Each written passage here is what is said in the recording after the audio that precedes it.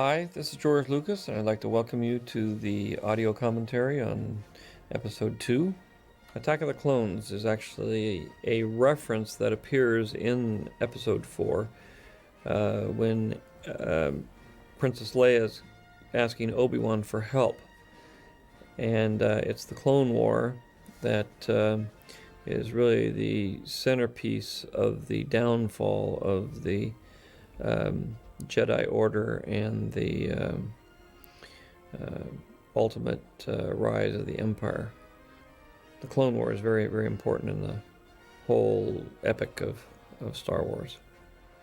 In Episode 1, I was able to get rid of all the exposition about how the Senate works, the politics of the Trade Federation, and that sort of thing. So this time I was more free to actually get on with the story of how all this plays into the ultimate demise of the Republic. I had to sort of have an assassination attempt, which was the original story, but I decided that I'd sort of blow up a big spaceship and use a decoy, and I think gave it a more lively opening to the film. I also like the fact that R2 is actually the first character that gets a close-up and is introduced into the movie. It's ultimately R2's story.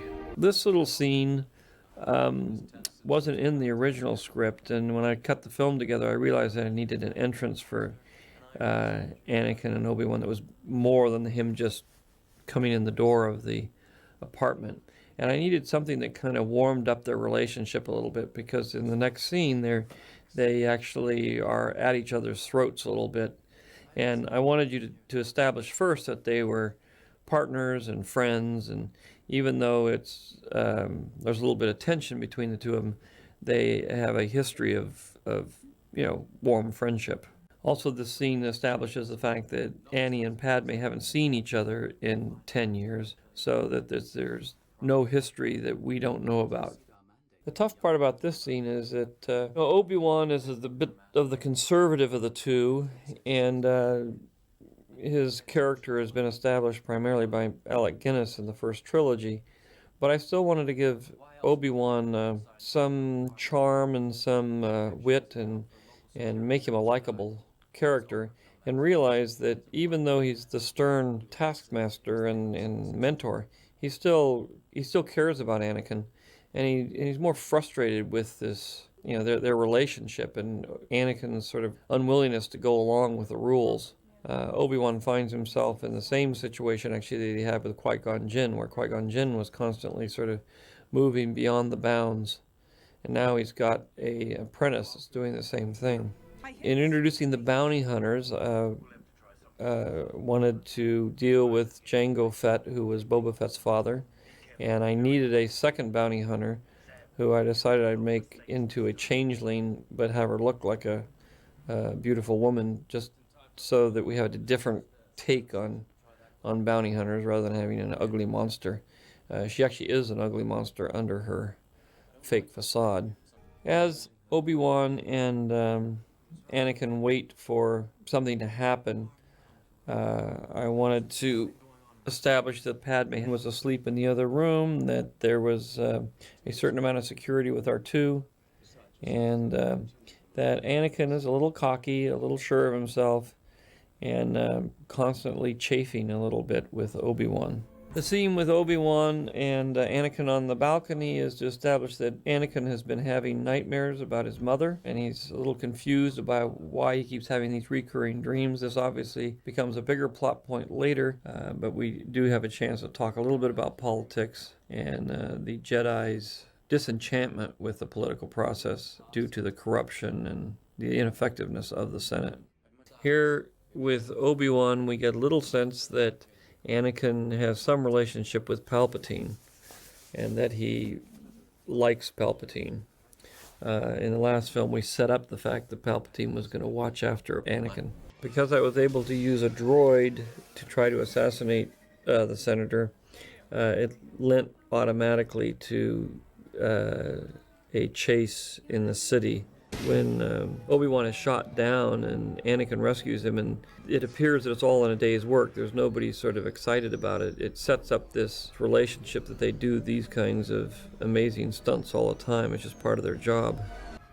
I'm constantly trying to deal with the fact that Anakin is slightly ahead of himself at all times. You think that he's gone a little bit too far and he's made a mistake, and then you realize that he's actually very clever. And we do that a couple times. And I like trying to keep a kind of nonchalant attitude about this action between the two Jedi, like this is all in a day's work. The third section of this chase is when Anakin leaves the speeder and jumps onto the top of Zam's speeder, which gives a completely different sort of approach to a chase. It ends up roughly in the same kind of situation that we started with, which in the beginning it was Obi-Wan hanging off of a assassin droid, and in the end it's Anakin hanging off a speeder. I like the idea of having a kind of a symmetry to sequences like this, and going back and forth between two characters of one being right and then the other one being right, and one sort of seeming foolish and then the other one-upping him and that sort of thing. The other way. And we put little things in here. There's a thematic bit of humor that goes through the whole movie of the Jedis keep losing their lightsabers. Later on, Obi-Wan will give this little speech to Anakin about how important a lightsaber is, but as it turns out, everybody starts losing their lightsabers before too long. I like chase sequences. I have a fondness for racing, and I inevitably put something like a chase sequence in every movie, in one form or another, or a racing scene or something.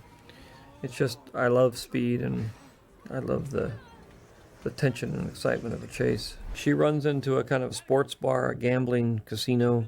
I wanted to do a variation on the theme of the Cantina. Decided I didn't really want to use a musical motif in here, but wanted to let the score, Johnny Williams, build the suspense of the sequence as they tried to find the bounty hunter in the middle of the crowd.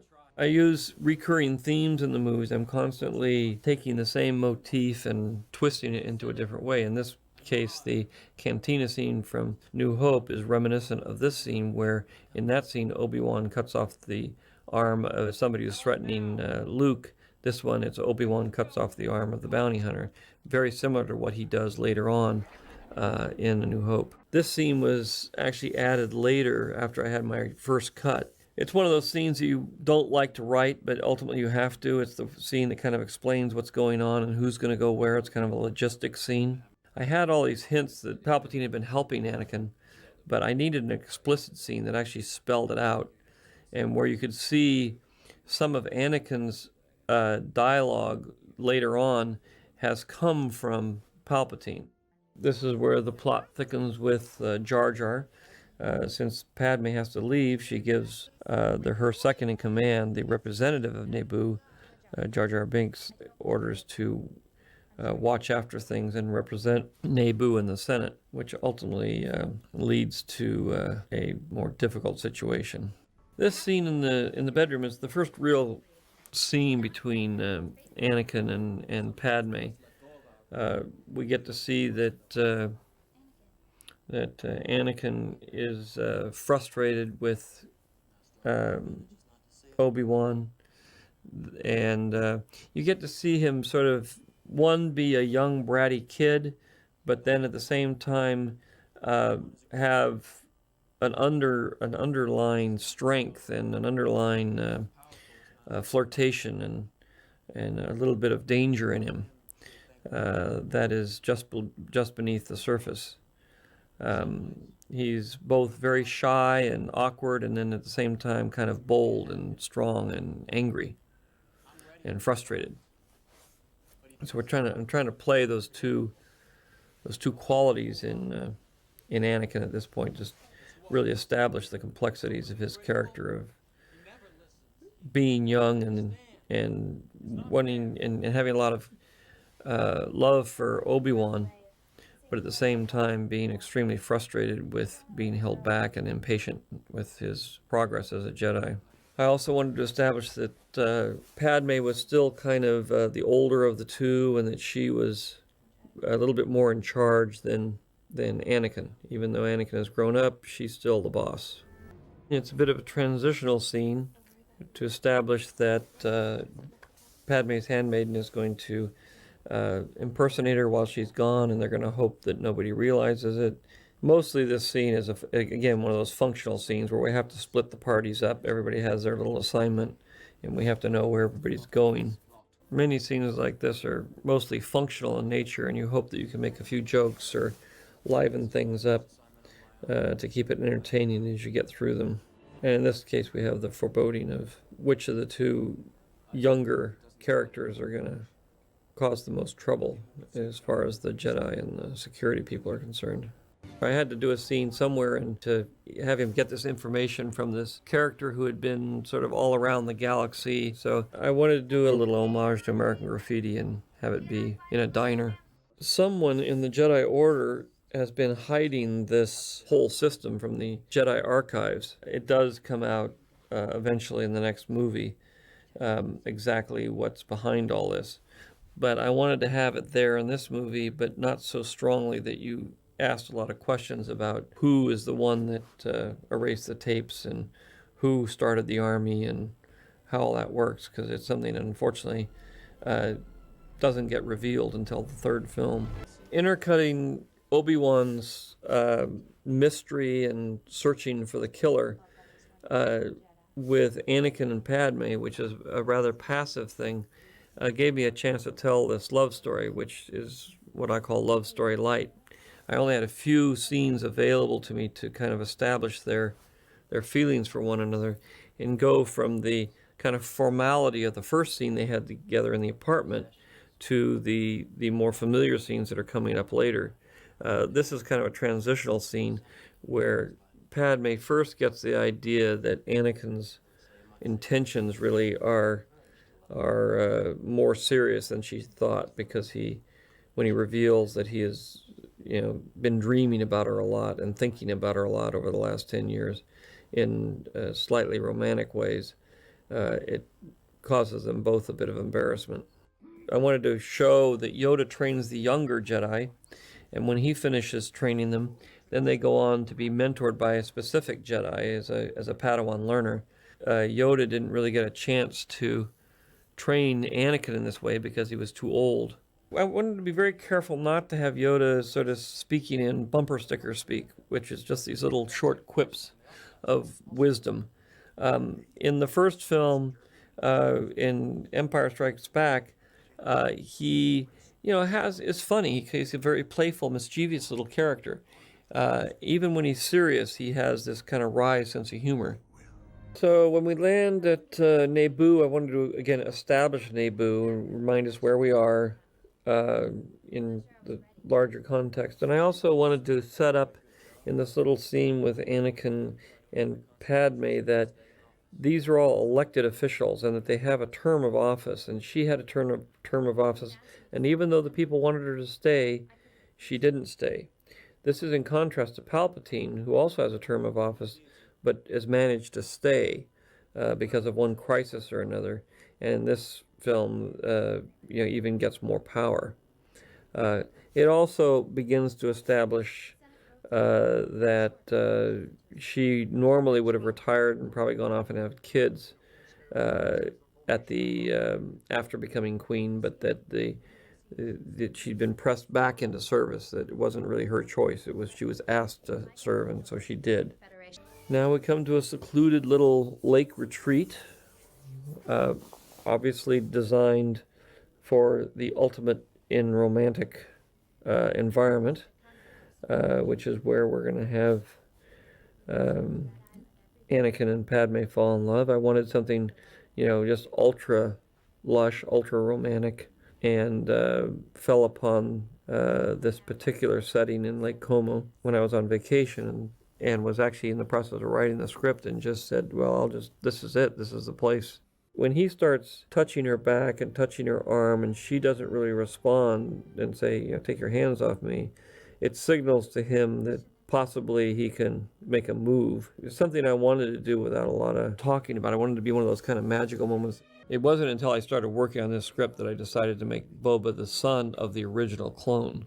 Before, he was just another clone who was, for whatever reason, had sort of broken loose from the stormtroopers. I didn't really go into detail at that point, even in my mind or in the backstory, about any more of it other than that they were connected. But early on, the stormtroopers were meant to be clones. In turning and making Boba the son, it adds more character ultimately to Jango, because I wanted to create a villain in this one that, had a little bit of heart, had a little bit of sentimentality to him. It wasn't just, Darth Maul, all evil. So this gave me the opportunity to do that, and at the same time kind of explore the idea of where Boba Fett came from. Started out as a tiny sort of side character, and has now grown into something much larger. The scene in the field, I wanted to have one scene kind of outdoors. We've been inside a lot. We know we have a lot of waterfalls on Naboo. I wanted to make a kind of super waterfall scene, have something really, really gorgeous outdoor. So we have this little picnic where Anakin brings out the uncomfortable subject of previous boyfriends, which boys have a tendency to do.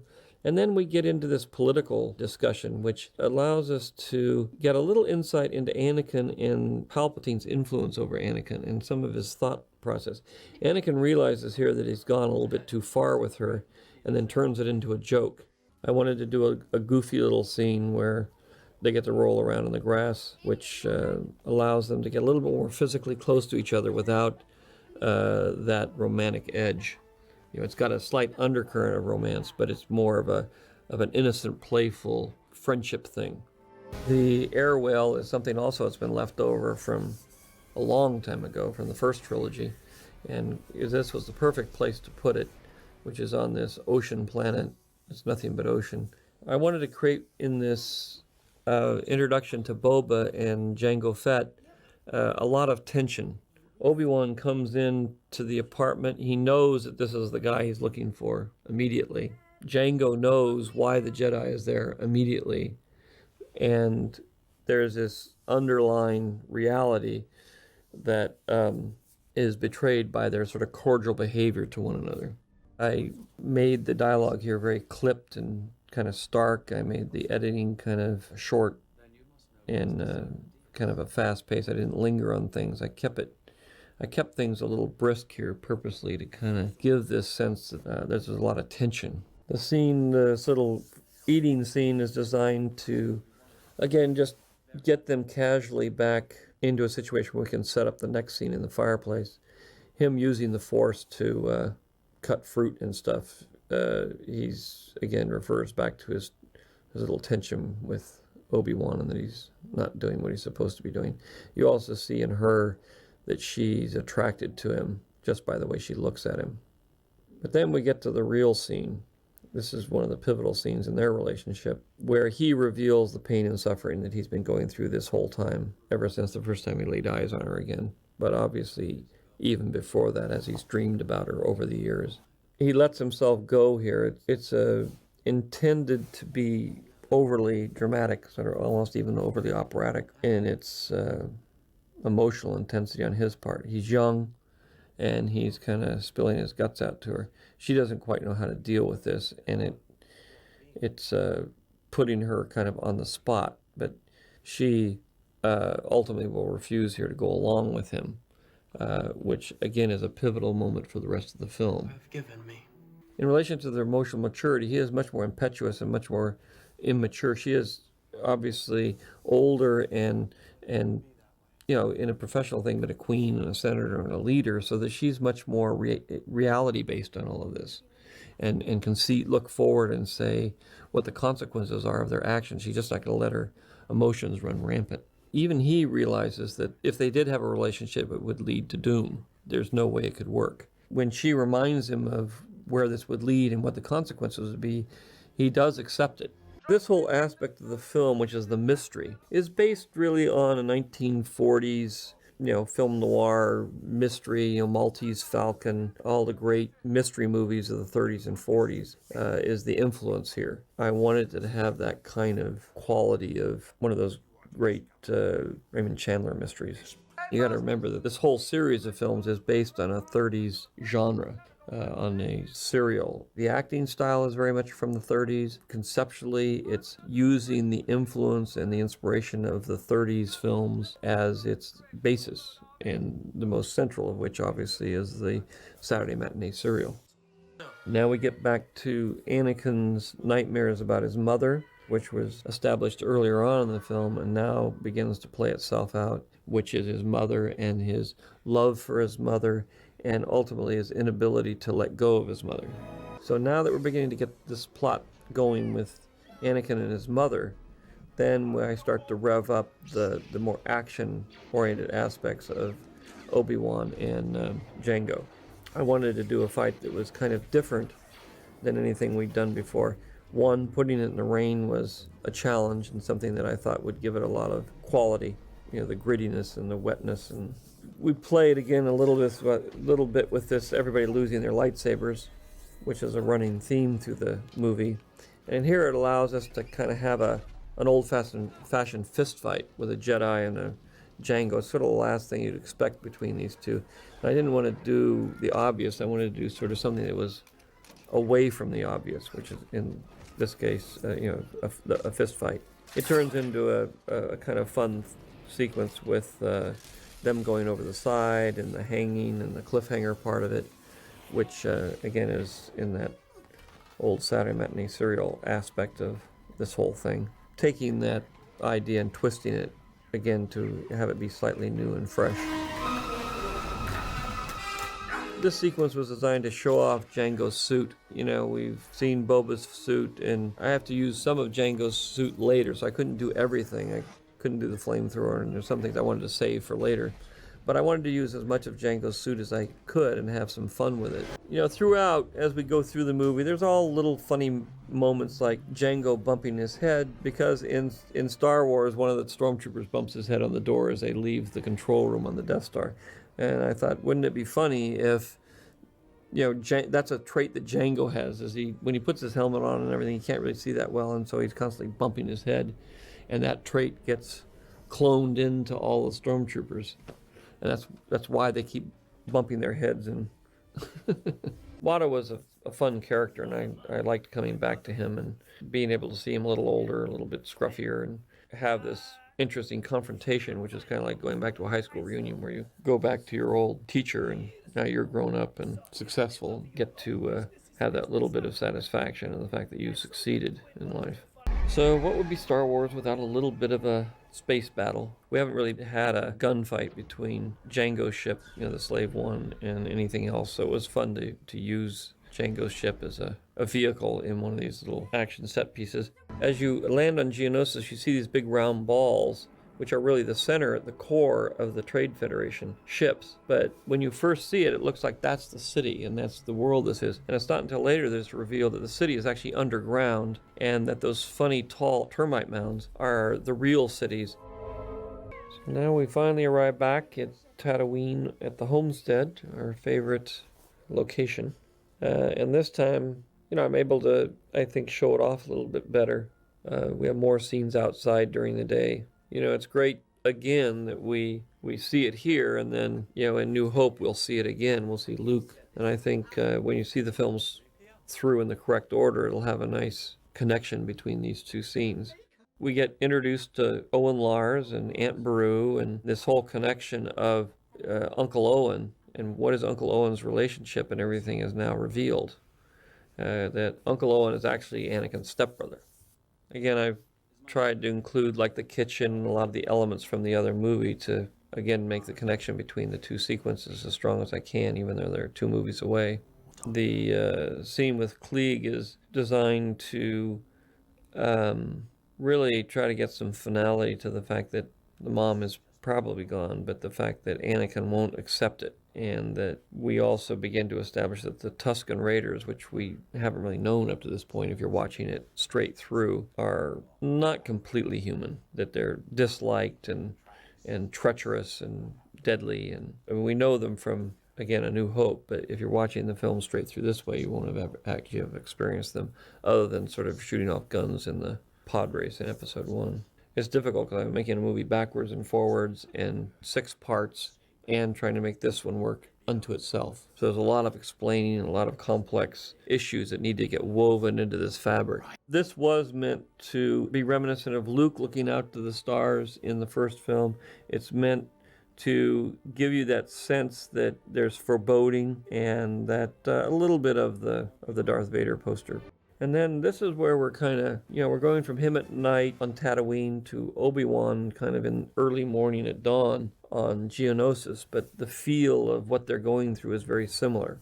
This is obviously a very pivotal scene for Anakin, because this is reuniting with his mother and his youth, and at the same time dealing with his inability to let go of his emotions and allow himself to accept the inevitable of the fact that everything must change and things come and go through his life, and that he can't hold on to things, which is a basic Jedi philosophy that he is unwilling to accept emotionally. And the reason that is because he was raised by his mother rather than by the Jedi. If he'd have been taken, in his first year and started to study to be a Jedi, he wouldn't have this particular connection as strong as it is, and he'd been trained to love people but not to become attached to them. But he has become attached to his mother, and he will become attached to Padme. And these things are for a Jedi who needs to have a clear mind and not be influenced by threats to their attachments. It's a dangerous situation. And it feeds into fear of losing things, which feeds into greed, wanting to keep things and wanting to keep his possessions and things that he should be letting go of.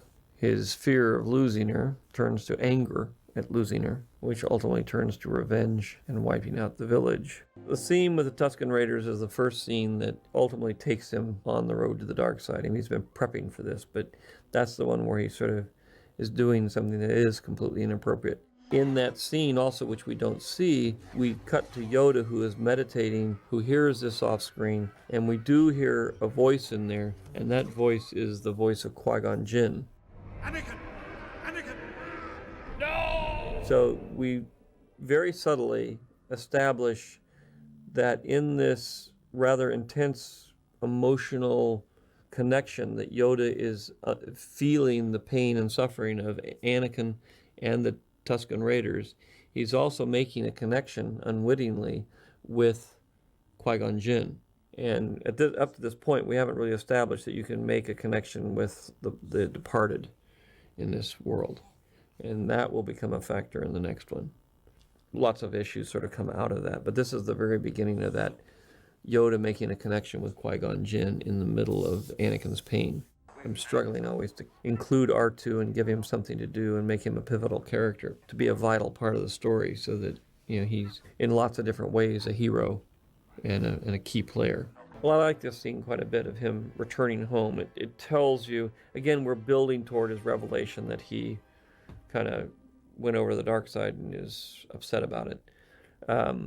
But seeing his dead mother as he carries her off the speeder bike, seeing the look on his face,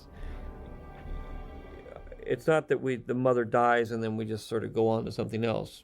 The mother dies, and I have 4 scenes, a great deal in the movie actually centers around him dealing with this death, and his anger about it and his sadness. The scene in the garage here, we begin to see that what he's really upset about is the fact that he's not powerful enough. That if he had more power, he could have kept his mother, and he could have saved her, and she could have been in his life. That relationship could have stayed there if he'd have been just powerful enough. He's greedy in that he wants to keep his mother around. He's greedy in that he wants to become more powerful in order to control things, in order to keep the things around that he wants. There's a lot of connections here with the beginning of him sliding into the dark side. And it also shows his jealousy and anger at Obi-Wan and blaming everyone else for his inability to be as powerful as he wants to be, which he here swears he will be. So here he sort of lays out his ambition, and you'll see later on his ambition and his dialogue here is the same as Dooku's. He says, I will become more powerful than any Jedi. You'll hear later on Dooku will say, I have become more powerful than any Jedi. So you're going to start to see everybody saying the same thing. And Dooku is kind of the fallen Jedi who was converted to the dark side because the other Sith Lord didn't have time to start from scratch. And so we can see that that's where this is going to lead, which is that it is possible for a Jedi to be converted.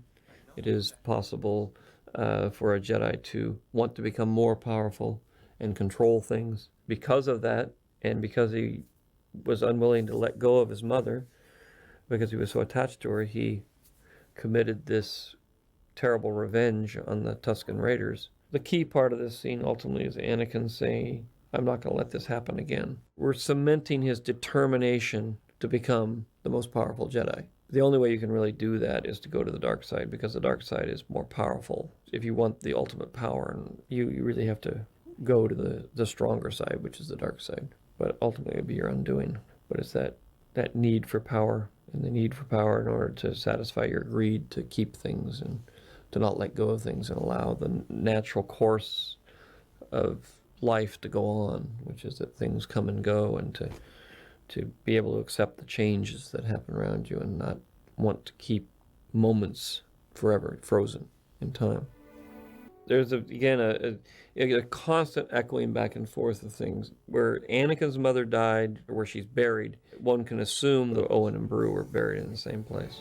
The assumption here is the Jedi, in their sort of more mature wisdom, have a sense of how much danger that Obi-Wan is in, and will eventually go and deal with it. But they don't see him as in imminent danger, where the kids do. So the kids kind of jump off immediately to impatiently go after him, and the others wait to kind of get a feel for the situation of what is actually going on. That's why Yoda says there's more going on there than we know at this point, which is a way of saying that you really shouldn't jump in there until you actually know what's going on. Come along. The confrontation between Obi-Wan and Dooku originally was a confrontation between Padme and Dooku, and it was a political thing. And I decided after seeing the movie that I didn't need that scene with Padme and Dooku. It was in the wrong part of the picture. And this one with Obi-Wan would be more appropriate, and it would work better if Dooku would actually tell the truth about what was going on, and then create a situation where nobody believed him. And it also allows you to kind of have some sympathy for Dooku in that he carries the sympathies of most of the Jedi, which is that the Senate is corrupt and it's incapable of carrying on any meaningful actions because they argue about everything all the time. I accentuate that by introducing Darth Sidious again. Darth Sidious we refer to in the first film, and he's a hologram, and we see a little tiny bit of him. But I needed at this point to say there is a Darth Sidious, especially if you haven't seen the first film. I needed to identify that there is a Darth Sidious who is behind all of this, and who is the same Darth Sidious that was in league with the Trade Federation in the last movie. It's really important to set up for the very end scene here, where Darth Tyrannus and Darth Sidious come together in the end, and you realize who's behind all of this. This idea of a democracy being given up, and in many cases being given up in a time of crisis. You see it throughout history, whether it's Julius Caesar or Napoleon or Adolf Hitler. You see these democracies under a lot of pressure, in a crisis situation, who end up giving up a lot of the freedoms they have and a lot of the checks and balances to somebody with a strong authority to help get them through the crisis. You know, it's not the first time a politician has created a war to try to stay in office. So at this point is when the sort of end of the movie starts. This is like the climax. It starts, and it's ultimately wall-to-wall action and suspense. And it really, once everybody says, I'm going here, you're going there, and Palpatine gets unlimited powers, we're able to follow our heroes into the heart of the dragon cave. We, again, reiterate this particular relationship where they've come to an accommodation with each other in terms of her being in charge of things and him going along with it. He's sort of given up fighting her. You know, so they're much more able to work as a team and be together and help each other here. They're not romantically linked, but they're, in terms of a working relationship and friendship, they're linked and partners. So as we go into the creepy part of the movie, I am able to get R2 and 3PO to follow along, and we're into this more traditional R2 and 3PO relationship with the main characters, which didn't exist up to this point. And obviously R2, again, is the leader of this group, and R2 feels that he can help them, and he can solve problems, and he can save their lives, and ultimately he does. I thought this would be a fun little piece. Fall back to the rock people in Flash Gordon where they come out of the rocks. It's a little homage to that idea. Some of these sequences, especially with Anakin, have become almost abstract. The visuals are so intense in this environment with the flying sword and everything. It becomes almost a visual tone poem. In terms of story and everything, this is not very complicated. Basically, it's a series of cliffhangers. The cliffhanger aspect of this is more like A New Hope, of Escape from the Death Star, where they go from one cliffhanger to another cliffhanger to another cliffhanger to another cliffhanger. And just when you think they're going to get it, they get rescued, and then they go and just about get it again and get rescued. So this is much more in the classic Saturday matinee style of cliffhangers. Some shots in here that are homages to like Ray Harryhausen and other, classic fantasy, adventure, sci-fi, horror movies. You just have to keep your eyes open and know your movie history. We worked very hard to get 3 very distinctive creatures that would have different sounds, different feels. One is sort of like an elephant, one is sort of like a cat, and one is like a large crab. They're very distinctive. We could never really contemplate a sequence this complex before, and it really is a function of using digital editing, using Videomatics, and great advances in ILM in terms of their animation capabilities. The complexity of some of these shots, and the fact that there's so many of them, there are hundreds and hundreds and hundreds of them, just was not possible. We were learning on the last film. Phantom Menace was a large exercise in learning how to use this new digital technology on the scale that we were contemplating. And this is really the result of that experiment of the Phantom Menace. We're still learning even on this movie. We keep pushing the envelope, but it's not the same learning curve that we had to accomplish on Phantom Menace. Phantom Menace really went from 0 to 80. This one goes from 80 to 90. The fun part of being able to set up a character like Mace Windu and Sam wanting to do the pictures is that we were able to set him up in the first film and then actually use him in this film. And there wasn't really any place for him to do battle or anything in that one, because ultimately everything is subservient to the story. And the plot was written 30 years ago, and there's a certain story that has to transpire. When I set a character up, I can't just use a character because I want to use a character. I can put him in there, and then he can grow into something in maybe the next movie, like this one with Sam Jackson, by making him, one of the Jedi Masters from the Jedi Council. When we get into here where we have, which I knew would end up in this film, which was a massive Jedi fight, and obviously he can be one of the leaders of that, and I can really utilize him. And Sam, obviously for him, that was what he wanted to do, but he had to put up with the little role in the first film in order to get to the bigger one in this one. And, and he's looking forward to the fact that he knows at the end of the Clone War he gets killed, so he has hopefully a great death scene. And, so you kind of know where everything's going. And you start with a little character. It's the same thing with Jimmy Smits, is an evolving character. He's hardly in this movie, but it's important that he be here so that he's established for the next movie where he actually gets to come into his own. I've added a couple shots actually that you'll see in the DVD and in the digital version, but not in the real version, which is that when the Reek stampedes over Jango, it wrecks his rocket pack. So there's little sparks in here and everything. And now I've added more sparks in the film version. These shots of Jango getting up and everything doesn't have sparks on it, but now they do.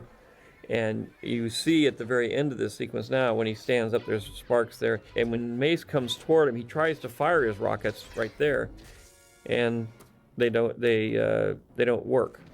Actually, you got these new shots in here. How'd you do that? I just did those yesterday, for God's sake.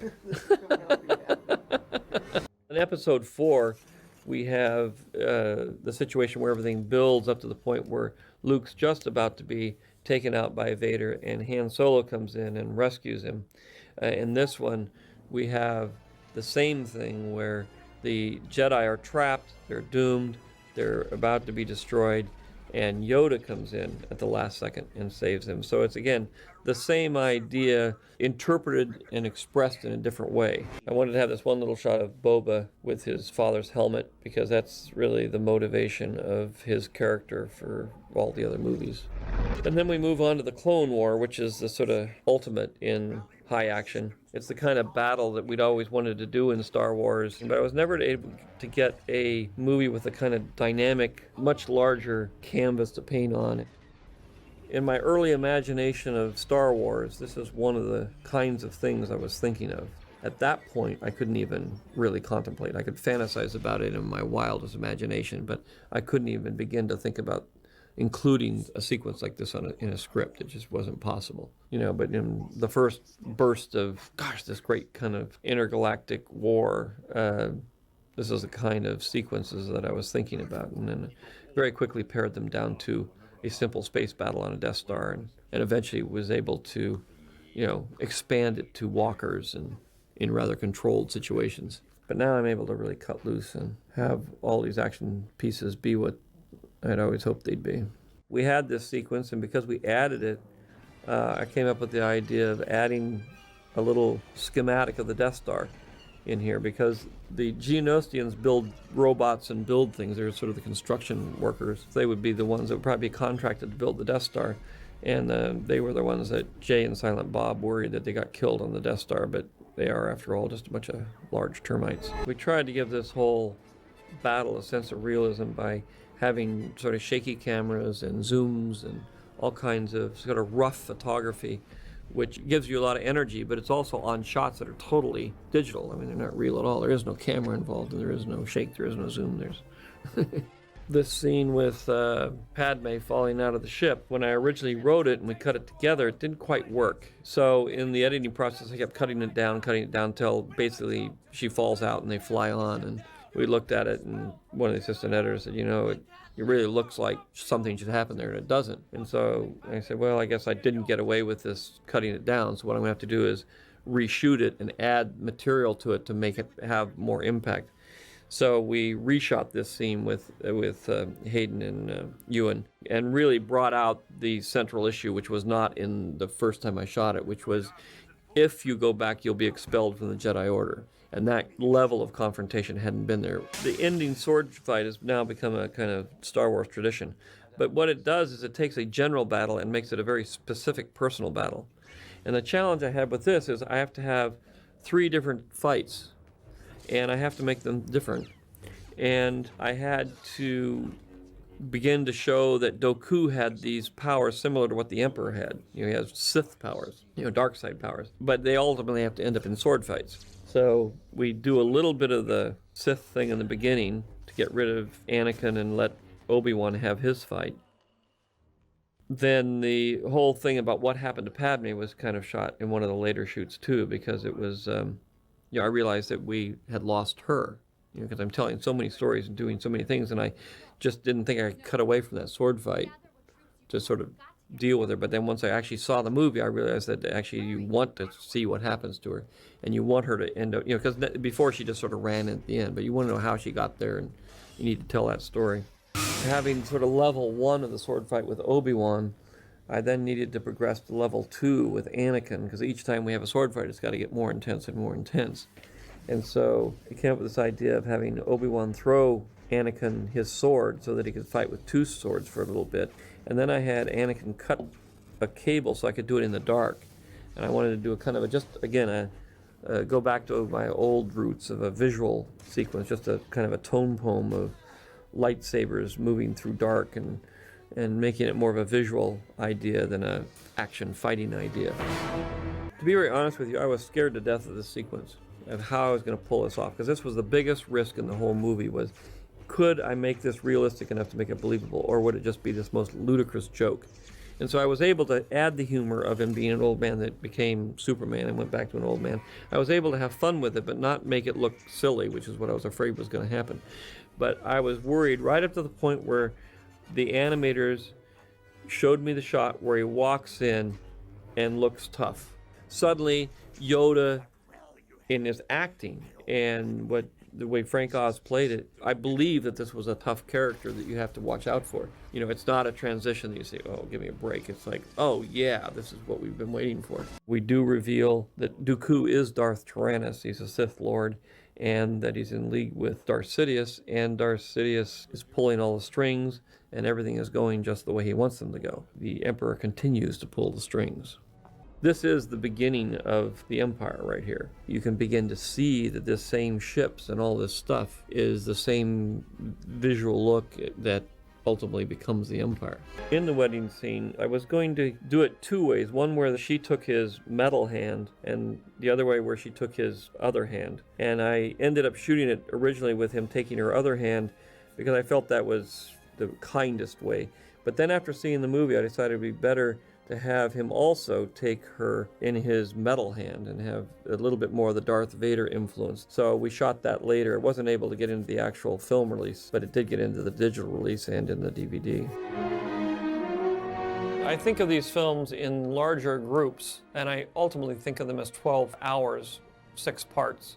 Going back and doing the backstory was an interesting challenge to me. Original Star Wars was designed to be 4, 5, and 6, and it was designed to be something you came in the middle of. I guess ultimately what I looked forward to the most in going back was the fact that I could deal with how the Empire was created, how a society goes from a democratic society to a dictatorship, and at the same time contrast that with a personal story about how a good person turns bad.